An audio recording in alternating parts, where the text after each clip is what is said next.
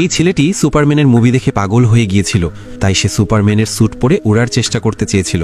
তার মা বাবাও তাকে উৎসাহ দিচ্ছিলেন এবং জানাচ্ছিলেন কিভাবে উড়া যায়। ছেলে দুটো হাত উপরে তুলল, কিন্তু সে উঠতে পারল না। তখন তার মা বাবা বললেন লাফ দেওয়া উচিত, হয়তো এদেশে উঠতে পারবে। ছেলে তাদের কথা মানল, 2 পা পিছনে সরল এবং পুরো উদ্দীপনার সাথে লাফ দিল, কিন্তু সে সুপারম্যান হতে পারল না। ছেলে তার মা বাবার উপর রেগে চলে যেতে লাগলো। রাস্তার পথে সে কিছু ছেলেকে দেখল, সুপারম্যানের ড্রেসে তাকে দেখে তারা তার মজা করতে লাগলো।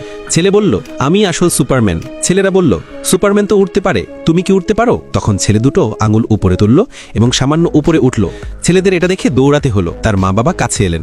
তারা ছেলে উঠতে দেখে খুব খুশি হলেন, কিন্তু ছেলে পুরোপুরি হতভাগ যে এটা সব সত্যিই হচ্ছে। কিছুক্ষণ পর ছেলে তার অন্য হাতের আঙুলও খুলল এবং আকাশে উঠতে লাগলো, কিন্তু সে এখনও ঠিকভাবে উঠতে পারছিল না, কারণ সে খুব ভীত ছিল এবং আকাশে অনেক উপরে চলে গিয়েছিল। তার ভয়ে পাখিরাও ভয় পেয়েছিল। এরপর সে সমুদ্রে পড়ে গেল। বাইরে আসার পর একজন লোককে জিজ্ঞেস করলো, এটা কোন জায়গা? লোক বলল, এটা তো চাঁদপুর হাজীগঞ্জ। ছেলে তার দেশ থেকে অনেক দূরে চলে এসেছে। সে সঙ্গে সঙ্গে আবার উঠতে শুরু করলো। লোক অবাক হয়ে গেল।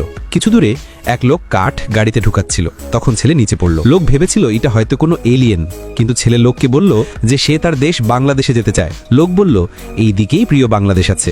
ছেলে উঁচুতে উঠল এবং মেঘের সঙ্গে উঠতে লাগলো। তার ভয় শেষ হয়ে গেছে। সে উঠতে অনেক মজা পেয়েছিল, কিন্তু কিছু নকল ব্যাটম্যান এবং স্পাইডার